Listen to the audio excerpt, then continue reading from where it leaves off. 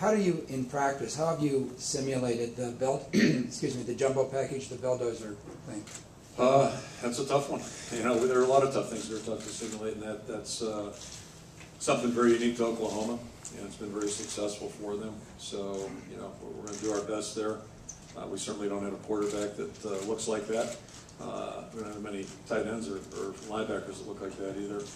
And then the other thing, obviously, Oklahoma, besides having good players, they're very well coached, but the pace that they play out offensively, it's another tough thing. It's really a tough thing to simulate and a tough thing to defend once you get out on the field. Who's been your Bill? You know, we've used a series of guys, but I mean, it's nothing like the real thing, as they say. Your left coach. Front row. Tony Capobianco, Tucson citizen. Dealing with a quarterback like Landry Jones, will you plan on just blitzing him to provide pressure, or try to suppress the wide receivers through a tight end coverage? We're not a huge man team. I can start with that. So, you know, what we'll probably do, we do defensively. We're primarily a zone team and try to get pressure with our front four.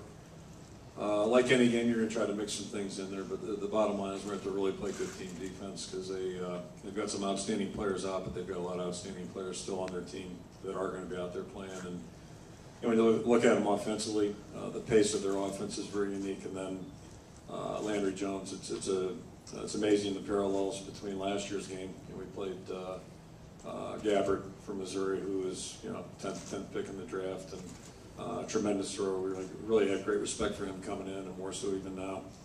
And now we face another quarterback that can just really throw the football very well. So it's going to be a real challenge for us defensively. More questions? Here to the left, second row. Barry Trammell with the Oklahoma and Kirk yesterday. The Big Ten and Pac-12 announced the new scheduling alliance. Have you had any chance to think about if that will change your scheduling philosophy or not? Yeah, not a great deal, and I know, I imagine it's national. I know in our conference that's been an issue, just scheduling challenges, the non-league games. At one point we were going to push to 9 league games. I don't know if this is going to affect that or not. I didn't read the fine print. And for some reason they didn't include us in those discussions. That's way over our heads, but I think the intention certainly is to kind of form a merger without merging conferences, if you will, and with the tradition of the Rose Bowl, it makes perfect sense. So, I think it will ease some of the pressures in terms of scheduling, and I think in our case, instead of playing a team like Syracuse or Pittsburgh, we've gone east a little bit.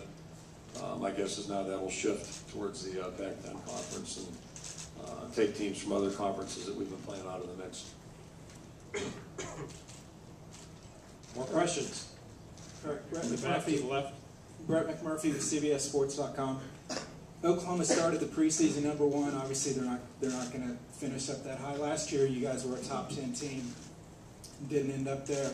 Looking back on it, is it a lot tougher when you have those preseason expectations as a highly ranked team to finish that strong, or is it something in particular that leads to not being able to finish that high? I would suggest there are challenges no matter what, and we've had it both ways. And the bottom line is it's what you do each and every week, and there's so many variables that go into it. And I know we live in a society that wants to be able to predict everything. Who's going to win the Heisman? We all want to know that in July.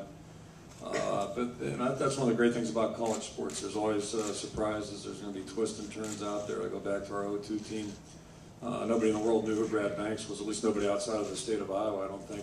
Certainly I went to the Big Ten meetings that summer, and Brad Banks was hardly a household name. He ended up being the league MVP, runner-up for the Heisman against Carson Palmer. And so stories like that, I think, are what make college football so unique and so special. And I think, at the end of the day, you just can't predict. Everybody wants to, and you try to, and you have the evidence, but it really gets down to all the twists and turns that take place during a 12-game schedule or 11-game schedule in those years. But there's so many things going to happen: injuries, breaks, disappointing things that happen, and that's what makes sports, I think, so much fun to follow.